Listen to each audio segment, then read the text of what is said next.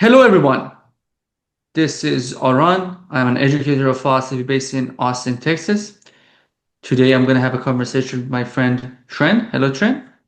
Hi everyone. Hi Aran, and this is Chen, medieval historian based in Austin, Texas. Glad to be with you today. So, today we reach the final point of following David Buehler's criticism of evolutionary psychology. And we have talked about many layers of his criticism, his characterization of evolutionary psychology, and many layers that exist in his argument.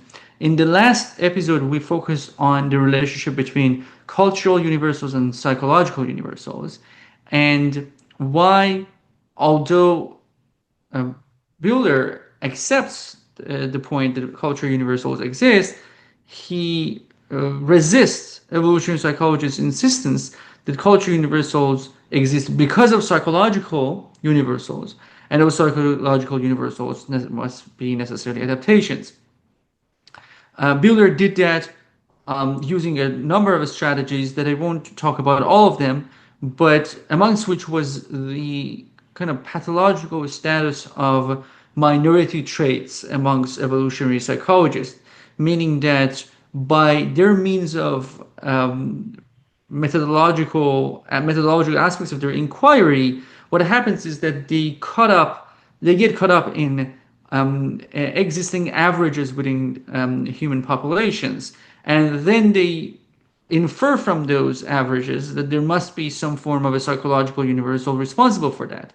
And what they basically miss in that analysis is, amongst many other things, frequency dependent selection, in which that the average might be skewed very clearly towards one trait over the others, but that does not mean that that trait is a cultural universal, but the frequency itself, the frequency distribution, is a cultural universal. Maybe 80% of men pursue a younger woman, and if we average things out, an average man is far more likely to pursue a young woman, but that doesn't tell us what to do with the 20% that are not pursuing young women, because it could be a very evolutionary based fact that that distribution was a non-random distribution, meaning that it is as much a cultural universal to pursue young women that to pursue older women for men, and that is important from an evolutionary perspective. Did this becomes important in the case of the inference that evolution psychologists want to make, because then it becomes untenable to say that what has been selected is a unified psychological mechanism that determines behavior, because the psychological mechanism itself could be up for grab in the frequency dependent selection. Uh, it is also important to notice that evolutionary psychologists, according to Buehler, seem to be obsessed with the idea of complex design. They are, in other words, obsessed with saying that everything must have a cause, and that cause is adaptation. Anything that is significant in human beings is due to adaptation. But that is simply not true in terms of etiology, because there could be alternative explanations for why a trait has survived. It could be just survived because of natural, disasters. A group of population that had a different kind of a genetic distribution disappeared. That could be one explanation. It could be because of other evolutionary elements, like genetic drift to fixation in small populations, and then expansion of that population, and then we have that trait as a universal. It could be due to the homology of cultures, that random, perhaps even originally insignificant fact about that specific culture was transmitted to the descendants of that culture without evolution having anything to do with any pressure for the survival of that story. Now, with this introduction, we kind of like paying attention to this major issue Bueller sees in evolutionary psychologists in their move from culture universals to psychological universals. We can kind of get at the core of Bueller's problem with the project of evolutionary psychology, the capital E, the capital P, and that's the claim of the existence of a universal human nature, and that's going to be our discussion today. Before moving on, Trent, anything to add? No, I think Bueller has already acquired all the necessary weapons he needed to dismantle the whole enterprise of evolutionary psychological perspective or the definition of human nature. And we'll just see how all those pieces come together in this episode. Yeah, let's just go ahead.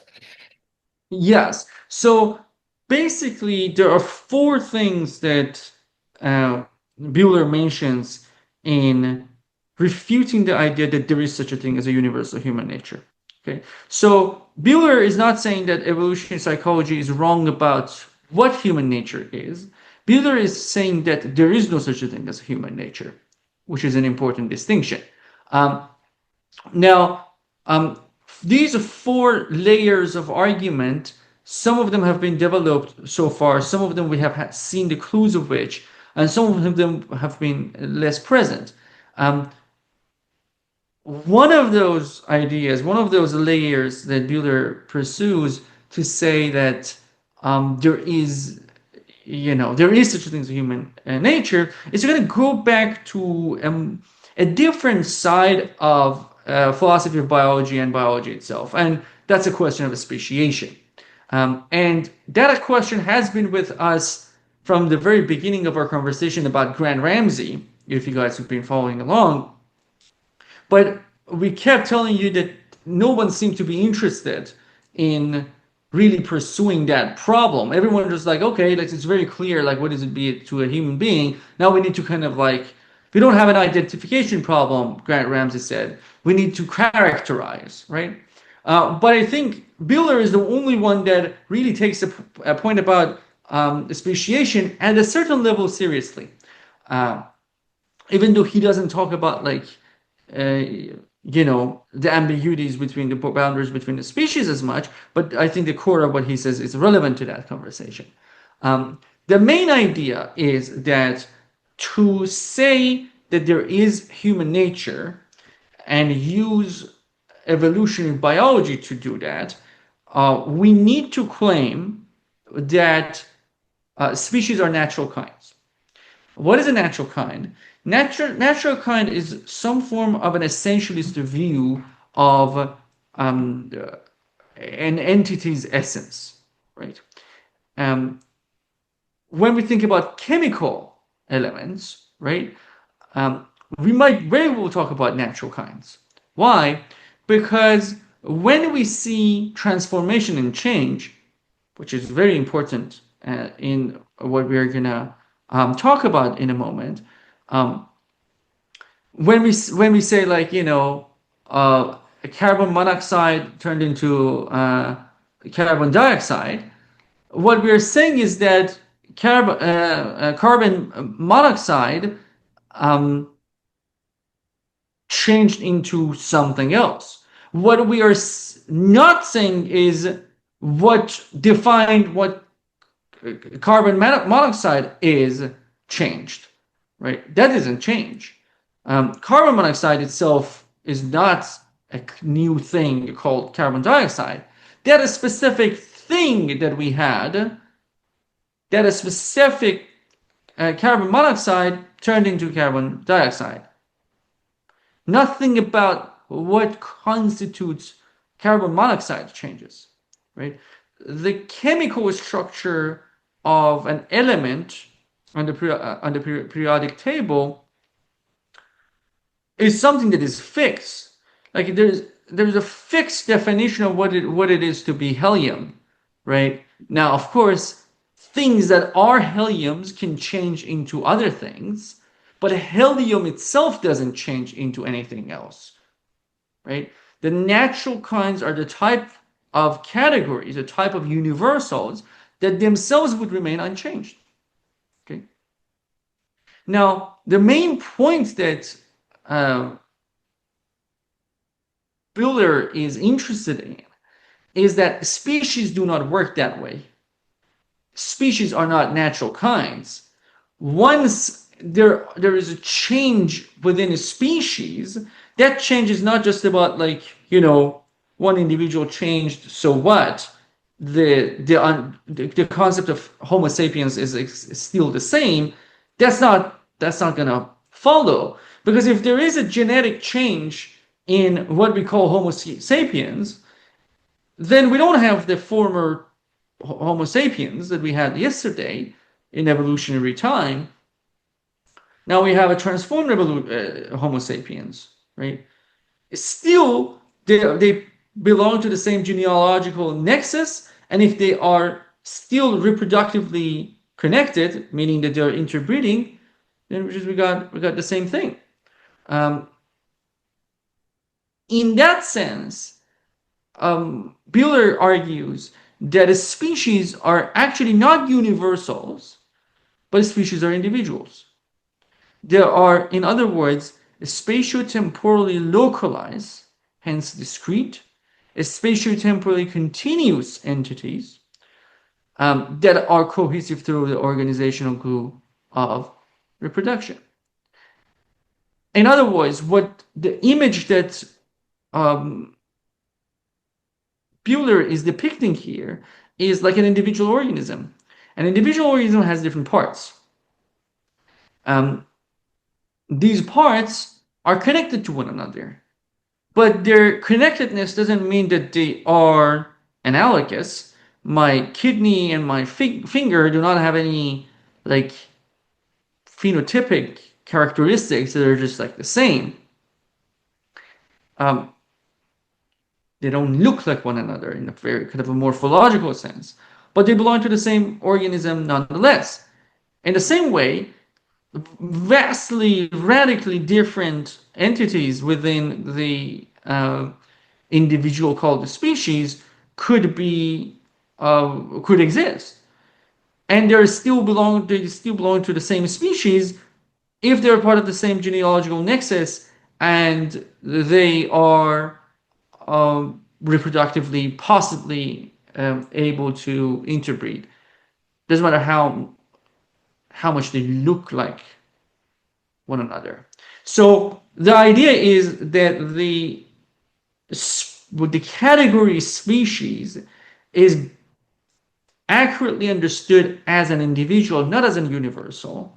Because if, in Buehler's view, if we think of them as universals, we should think of them as natural kinds. And if we think about them as natural kind, we have no option other than saying that they cannot be transformed radically and kind of still remain part of the same like category, but that's against evolutionary biology. Homo sapiens could go through radical changes and still be Homo sapiens, right? We could have all sorts of morphological changes and we're still Homo sapiens. And not only with that, but we can just have, a person with Down syndrome, a person that is like psychopathic, or a person like with that is on the autism spectrum, and a person that is just, doesn't have any of those characteristics, are all part of Homo sapiens, and they don't have much to share in any and we can of course adopt that to the anatomical part, right? Of course there might be some limitation in terms of like, the living condition, but they're human beings that are born without bones. They're no less humans than any other human, and the fact that they die in 4 days doesn't change that fact. um, that's just another human being, right? So not only anomalies are not anomalies in the sense of just deviation from essence, but there is no essence. There is no reason to think that there is any kind of um, essence to any species. Species are just this kind of unfolding individuals, just and as a matter of parallel, just like individual organisms, they might die. And when if a species die and after like a few generations, you know, something very analogous to those species evolve from another population of another species, it's not a rebirth of the same species because it is just analogous to the species. The species did, it died because the genealogical nexus died. And that's the end of that story. Um, in this sense, the species are individuals and natural kinds, and because the species are individual and natural kinds, they cannot have any essence. And to speak of human nature is to speak of essence. Therefore, species cannot have natures. Trent. Now it's very clear what you've just said, and also anticipate what I'm going to cover here. That is the second point. So the natural unit of evolution analysis species. Therefore, the boundary we draw from them is not based on analogy, rather through homology. Reminds me of very interesting, like tribalism in cultural history. Some people take cultural history as a matter of the social sciences. We're doing natural historical experiment, like by contrasting different historical societies and generate like similarities and differences, and all of them would apply to a universal understanding of the possibilities of human society. Someone would say, no, no, no, no, no, no.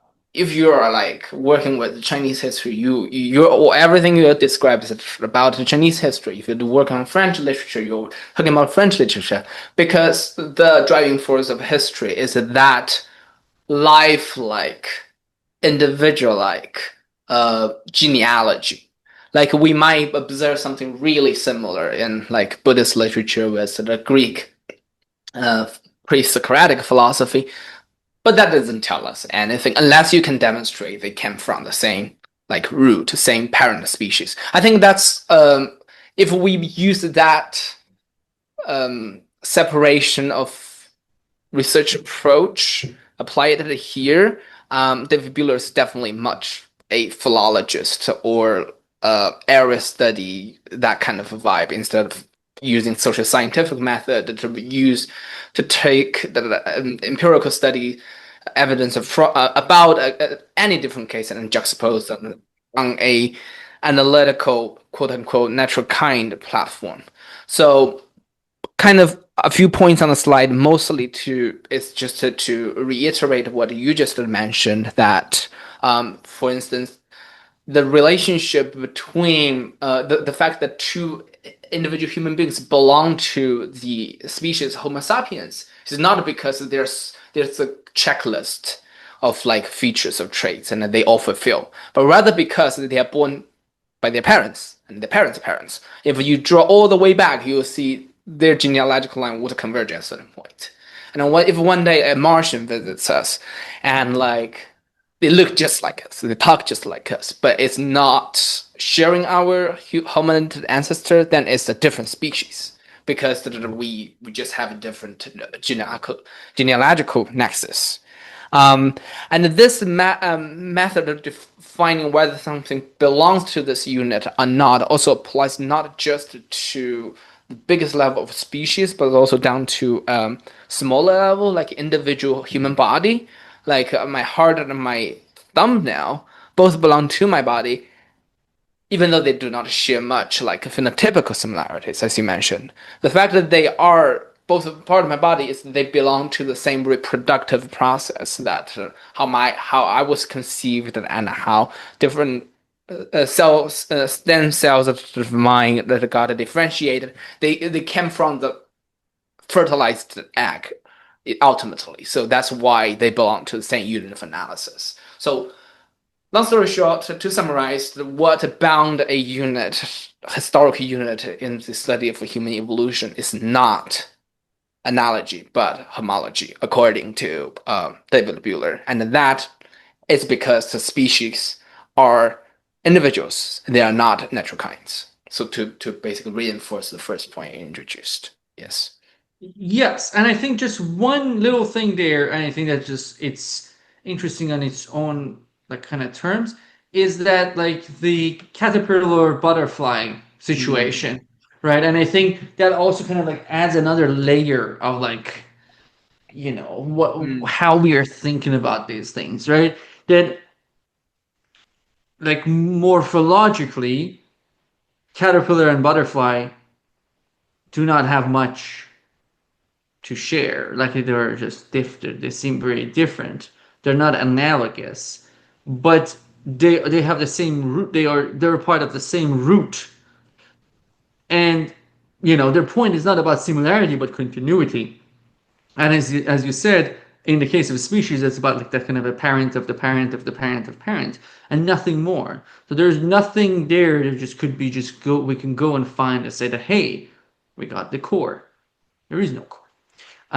So this also like absence of the problem of the core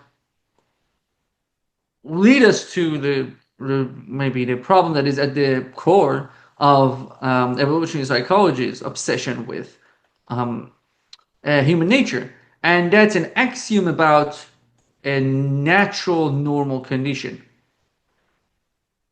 There is no norm. There's no there is no natural phenotype that a genotype will produce. Like if we have a corn seed that we put it in an environment and it's like a kind of a like a very short, not very kind of blooming with vibrant color kind of a corn plant, as opposed to another place that there is like a very high, very like vibrant, very kind of like straightened up kind of a corn plant pops up. Neither of this is normal. If normal means that like this is the true phenotype that should come from that genotype, it is our teleology that is kind of instilled here to make a decision of like, oh, okay, this corn plant is normal because we happen to want that, right? We happen to prefer that for our purposes. For the genotype that is there, there's no difference between this phenotype and this another phenotype.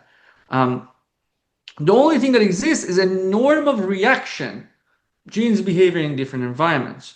You put like the corn seed in different environments, different things pop up or don't pop up, right? And now we can say that like we can probably talk about the probability of what can happen, right?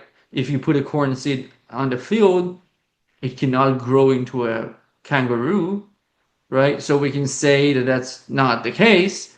Um, the relation between the genotype and the phenotype is not just whatever, but whatever expression the genotype has in the phenotypic way is just an expression that it has, right? A statistically frequent does not mean natural and normal, right? If a virus has reached epidemic proportions in a population, it can be statistically normal for members of that population to be diseased. Does that mean having that virus is the normal condition of the species? No. Also, with the whole thing that we talked about when we're talking about frequency dependent selection, we shouldn't conflate the statistical frequency with normality. Um, Something could be statistically frequent. That doesn't mean that the minority trait that is not statistically frequent is less natural than any other feature. Even like something that we might be able to identify as absolute maladaptation is only abnormal in the sense that it is not frequent. But like geniuses are not frequent. Like, you know, like what is that? Like they're not normal in the sense that you don't see a lot of them, but that doesn't mean that they're abnormal in any sort of a normative way, that they are deviating from human nature, right? They're abnormal in a very insignificant, unimportant way. They're abnormal in just like they're like there's less of them. They're not abnormal in comparison with what is the true nature of the species. That relationship is absolutely irrelevant. Um, Also, normal environment doesn't make any sense, right? Because you can say that, oh, okay, no. For the the seed, the corn seed, the normal environment is like a fertile ground. Come on, why? Like, who decided on what is the normal environment? Again, this is also kind of like, and it's of course in the human case, like, is it normal to be in Arctic? I don't know. Frequently speaking, like most people aren't in the Arctic. What does that tell us? That's abnormal? Maybe. But in a very kind of descriptive, unimportant way. Or if it's important, it's not because there is a deviation, but because there is a matter of frequency dependent selection, for instance. Right? So minority characteristics could be significant, but not because they are like weird abnormalities or there are deviations from human nature, but because they might be kind of related to this idea of like what patterns of behavior um, have been selected for a frequency, not for a specific trait. So there is no environment, there is no genotype to phenotype relationship, there is no gene that is normal if norm is referring to like a normative kind of value judgment. A boneless baby with Down syndrome is not any is not deviating from human nature. It's just like much less frequent than other types of babies. And that's all we can say. Now, we can, of course, investigate, as I said, that what does this infrequent but persistent presence means, right?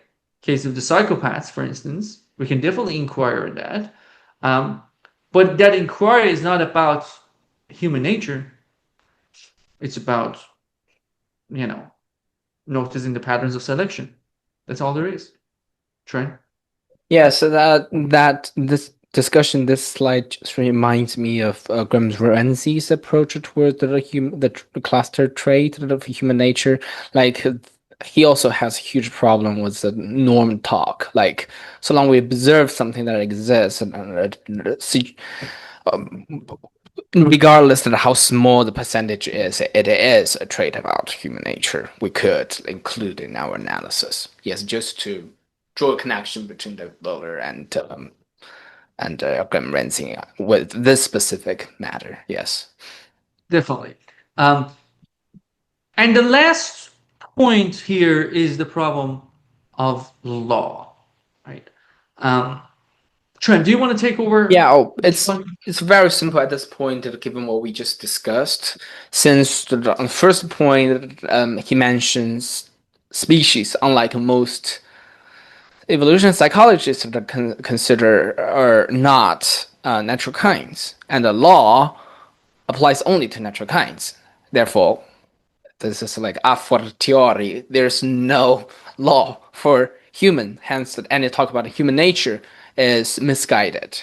Instead, if human beings, Homo sapiens, that are like a species, that were just a individual, the real natural kind here is life. So we can have laws, natural laws, at the level of biology, but not at the level of individual species. So we can talk about the whole evolutionary process where like different species come to be as individuals, but we shouldn't expect to find any like a binding law for human species. Yes, that's his point here.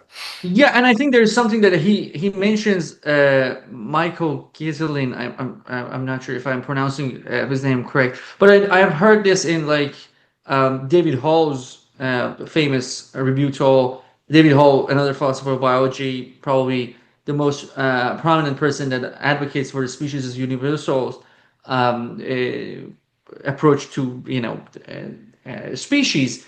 And like their point is that like there is no law cannot be applied to if law is applying to something, it's applying to the whole class, right?